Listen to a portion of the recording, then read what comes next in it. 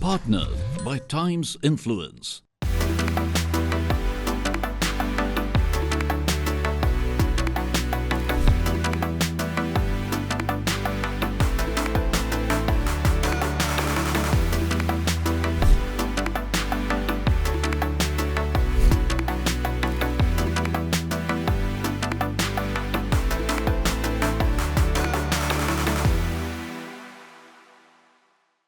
Hello and welcome to the Z5 and Brand Equity Partnership on putting spotlight on the key digital trends of our time.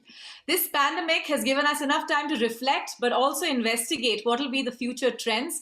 One such big trend is where is digital video consumption going? And most importantly, all the tech piece that's going to emerge around it that will drive objectives of brands, experiences for consumers.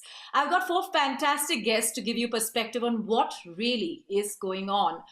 Joining us is Ashutosh Srivastav, CEO APAC at Group M. Rohit Sharma, founder and CEO of Pocket Mobile Ads, now part of AnyMind Group of Japan. Prajol Banerjee, founder and CPO, ZeoTap. And Ujjaini Mitra, head of data. Ashutosh, I'll first come to you for the big picture. How are things looking when it comes to the world of digital marketing, and where are brands on it in a pandemic? Exploding, I would say. Although when you talk about the pandemic, obviously this year has not been that great. We've seen, in fact, overall decline in what was a really fast-growing marketplace with increasing share of digital platforms in the overall IDEX. This year, of course, you're going to see a decline, almost double-digit decline in markets like India and also decline elsewhere. But we expect the growth to be back as things start to return to normal.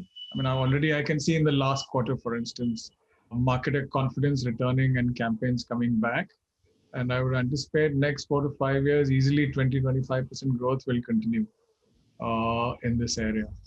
Prajol, what are you looking at? Has this trend, despite the drop, as Ashutosh pointed out, actually led brands as well as companies offering campaigns to brands to push more when it comes to technology? It's absolutely true what Ashutosh said, that the pandemic has resulted in today's market, at least the demand side of the market, the advertising spend being lower than had been projected at the start of the year.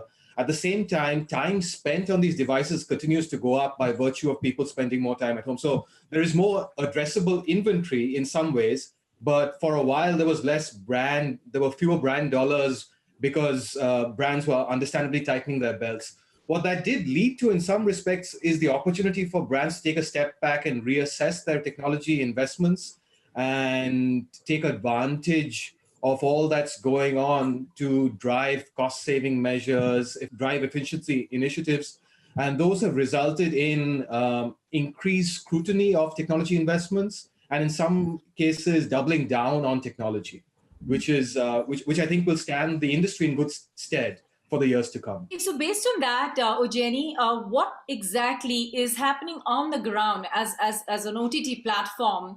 How much of the technical ramp up have you been able to do, and most importantly, show results to brands as a platform which are data driven? Absolutely, Shaili. I think in Z5, when we look at the way we are investing, technology and the data-backed technology has become a very, very important and a central point to be able to deliver the advertisers, the true bucks, the value for the bucks that advertisers are spending. How can we deliver that? That's where the investments are going pretty heavily. We are investing on lots of artificial intelligence driven product. We are heavily investing creating the consumer data platform, which is a very central thought process of the consumers. Hyper personalizations about the consumptions. It is not only just on our platform, how much more we can know about their other behavior outside our platform, and therefore creating the personas which will deliver a very targeted ads to the consumers whom these advertisers want to target. We see a big time people are moving to smart TV. So earlier consumption was on mobile, and today it is a big large screen. People are spending family time. So all the advertisers who want to target family, the change where it is changing is instead of the mobile, where we always think, okay, who is the customer versus consumer, how can I target them? Now they can directly target through this large screen platforms, the larger reach that is happening, larger impressions that's happening. Okay. Before I go to Rohit, Ashutosh, a quick sort of reaction to what Ujjaini pointed out. Are brands also seeking such specific sort of detail? Are they giving you such specific mandate when it comes to, let's say, smart TV watchers or specific video consumers? Where are they today on that? I think that's the beauty of all the digital platforms, right? Because you get such wealth of data on consumer habits at such a granular level that it just opens up unlimited possibilities in terms of being able to segment and target people, whether it's time of day, place, device, how are they accessing the content. There's a wealth of information which keeps coming back, right? So which allows the brands to get far more nuanced and far more personalized in the way they start to target people with communication. So let's talk about targeting. I mean, there can't be as much more specific targeting as gaming. In this case, Rohit, you've got plenty of perspective to tell us. Gaming this pandemic has surged, and how? And interestingly, the consumer base of gaming is so varied, leaving brands a lot of opportunity to play around with the kind of data they might have on it. So what is it that you guys offer brands on the gaming front? Post the pandemic, the gaming audiences have been surging, and how our traffic quarter on quarter has been going up by 20% of unique audiences coming to us, newer audiences coming to us. Totally unlike OTT, as Ujjaini mentioned, our business is not a family-driven ecosystem. Everybody in the family plays games, but it's their my time. It's all about their own device. But yes, I think fortunately for us, we have also seen great growth in our revenues and our business in the last 2 quarters, interestingly. Because as gaming users have gone up, their session time and the number of sessions have gone up. So I think based on the huge surge in traffic and the data, I think, our business is doing really well and gaming will only grow. Right. Prajol, let's talk about the video piece in a little more, in depth. What are the new trends emerging in the video side of things, and how are advertisers tapping that in innovative ways? Completely agree with Rohit that if you dial, I used to work in gaming about 7-8 years ago, and back then gaming was sort of persona non grata in the inventory mix because it was considered low quality inventory that none of the brands really wanted to showcase their content on. Fast forward 10 years almost, and that there's been a sea change there, because today gaming is very much legitimate in the form of, if anything, it's one of the upper echelons of addressable available inventory. I think the other thing that's been very interesting to see is how brands are increasingly looking to close the loop. So not only drive video views, but try and drive further downstream actions and activity on the back of the initial engagement with the end user or customer you establish through the video medium. So this is, we were having a conversation earlier around the idea of video commerce, where you're not just driving a view, but you're actually looking to engage with the customer and drive a downstream transaction on the back of that video view. Increasingly, thanks to addressable inventory, thanks to more advanced measurement techniques, now brands are actively looking to build that sort of full funnel transaction. Ashutosh, we've heard of content preferences for a very large amount of time as far as viewers, consumers go. To what extent are they interested in having a preference of the mode of watching or the mode of consuming? And what's your view on that? I think, I've always been a firm believer in content is king, right? Now, the whole growth in this on digital platforms has really come about because of the sheer explosion of so many different types of content, right? So it simply gives us one more lever for segmentation because people have content preferences, people have platform preferences, and this gives us just even better ways of understanding, getting insights out of it, and therefore being able to tailor from a brand's perspective the communication or the brand experience that we are trying to create based on the content. I think that's a very interesting point. Ujjani, I meant to ask you this, that, from a data point of view, things look so clear, right? Numbers tell you stories. But when you have to cross them into the content piece, the preference piece, the experience piece, the media piece, how does that get, and how has your experience been? And pertinent to think of, what are the challenges you faced? Right. So I was thinking, when Prajal was talking about this video commerce, and actually advertisers are saying, okay, you have already shown my video, but how do I know whether I have got the bang for the bucks?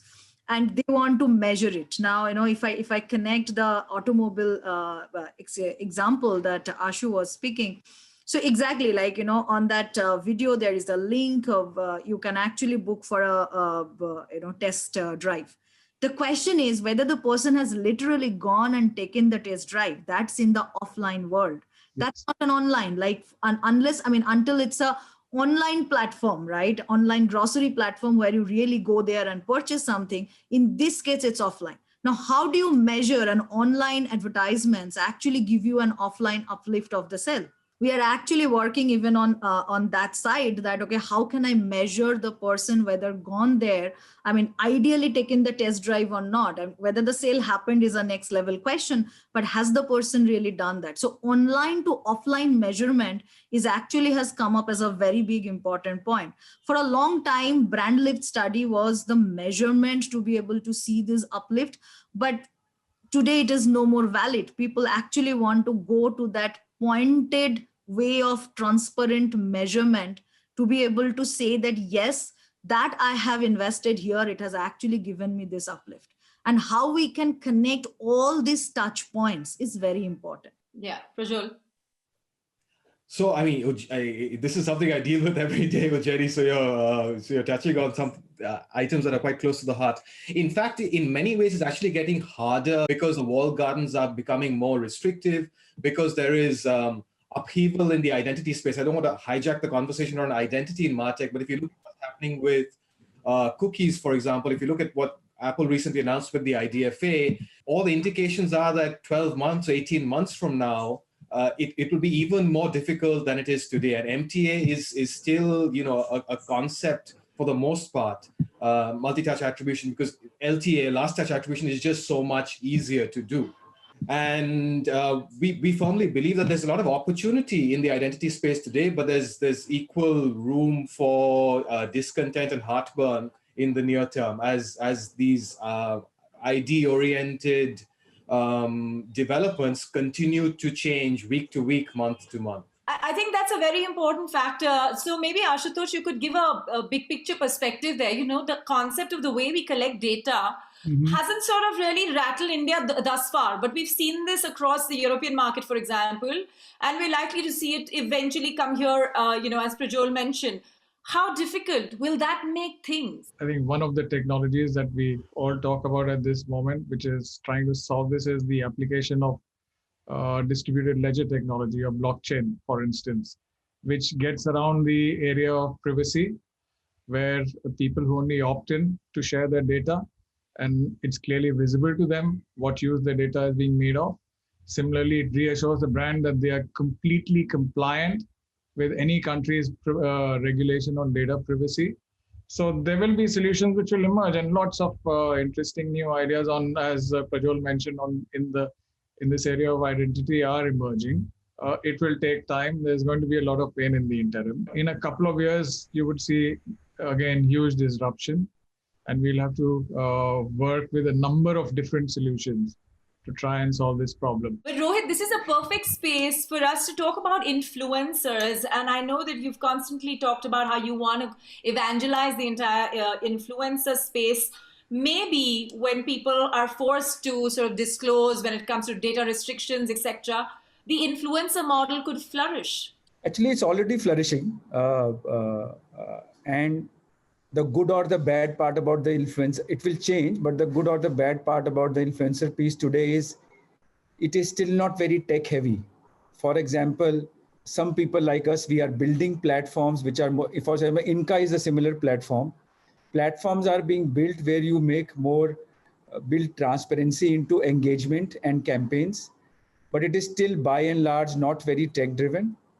But yes, the amount of return it is giving to brands, both for either engagement or commerce, is totally amazing. So yeah, I think it'll really scale up as we go. And with so much of proliferation of social media platforms, more and more creators will emerge, more and more influencers will emerge. Everybody can be a creator, everybody can be an influencer. And as you gather them, you are gathering publishers in the traditional advertising ecosystem. No, indeed, and I hear you. I mean, we ourselves, as India's only women's platform, have so many influencers. When we keep grappling with the idea of people and technology, okay, we're going to be wrapping this up with an important question, which is common to each one of you, and I'll go one by one. Maybe I'll start with you, Prajol. It seems like there is going to be a fair degree of imperfection in terms of finding tech content as well as insights and analytics to throw the ideal answer for every brand. But in the interim, what are the two trends you would watch out for? The first trend that's emerged of late is the focus on first-party data. I think that's important because that gives you a strong platform on which to build a marketing strategy and execute on it, rather than building in sort of this patchwork across the board that's often been the case in the past. I think the other major trend we've seen across brands the world over is consolidation. So there's been an explosion of technology in the last decade or so, and there was almost an over eagerness to invest in technology, which resulted in this patchwork of multiple point solutions that most brands have to grapple with, or have had to grapple with. Brands are actually looking very hard at the investments they've made in the last few years and looking to double down on one or two rather than have a dozen or 2 dozen. So, Ujjaini, going forward, when it comes to data privacy, and data mining, where do you think you are going to spend more time on, on solving for brand needs? Yeah, I think, data privacy is very important, and that has to be taken care of, because it's not just our consumer, it's also those, the advertisers' consumer, right? I mean, at the end, the consumers are same, and their privacy has to be managed very well from both the sides. What I clearly see that, a very certain level of changes will happen the way advertisements are actually done today. It is like in between a content you are watching, in between that it is coming. So one is, of course, the influencer driven marketing. The other one is this advertising. The advertisers will also start telling stories. So the advertisements will be part of the story, and people will watch it like as if they're watching another video content, right? So I think that's where, artificial intelligence will create a lot of changes. And I would, really spend good amount of time building that, whole navigation from where it is seen as a cut to cut. It's, called as actually a cut, right? So instead of a cut, it will be as a synchronization, and the ad will be play as a part of the whole storytelling. So, I would really love to play a role there. Rohit, on the gaming front, what is the one big trend you'll watch? Most of the media, whatever we say buying, will change from media to audiences. So it is about OTT, it is about gaming, it is about social. But I think eventually, I still believe, where we have been talking programmatic and data for the last 5 years, but we've still not even reached 2% of the potential and the capabilities. But I believe from a marketer point of view, how programmatic and data are effectively used, which I think very few advertisers, according to me, not because Ashu is sitting here, I think Unilever and Ultra have reached to a great success there, and some other brands are getting there. But I think there's still so much more to do, and how to buy audiences and then how to leverage them subsequently is very critical. So I started with you, and I'm going to close with you, Ashutosh. The way everyone's talking, it sounds like we won't need media anymore. And as Rohit said, it's a little bit of a juggle between brands, agencies, media, and what have you. Is there a doomsday thought here, or is there saying, okay, these are all trends, they'll eventually get there entrenched, but it might be slow as a process? I think they're all spot on, but I don't think it is doomsday on the other hand, right? the way the two things I'll pick out is from all the conversations. So one big trend is the application of AI, machine learning, and greater automation. In fact, the way I see the future of Group M going forward is we will almost become like a platform ourselves, right? Which is essentially founded on application of AI, machine learning, and automation to such an extent that any brand can come and simply plug into this platform to pick the insights and use the platform to drive all its campaigns, find the people, find the right content, the right context, and do it like that. So I think that's the big opportunity, is to really reshape our business to operate like that. And the only other thing from their conversations I can pick up, and I think this is huge, is everyone talks about commerce, social commerce, which Rohit briefly touched upon. I think the enormous opportunity there exploding. However, the key challenge that the brands face today is, when brands communicate with people and design those experiences, they are in control, right? In social commerce, you're letting go the control and the creative guidelines and what people can say, what they can't say. But again, I think that problem will be solved through technology, through the application of AI and machine learning to weed out content which doesn't follow brand guidelines and brand safety measures. That's pretty interesting. I like the whole optimism that we have with how technology is going to make some things a lot more effective, accountable, hopefully, not just countable, as you said, with plenty of analysis and insights. Way forward, I suppose, for everyone, whether they're doing content or whether they're doing commerce. Gentlemen and Ujjaini, thank you very much for joining us. Fantastic having you here on this show.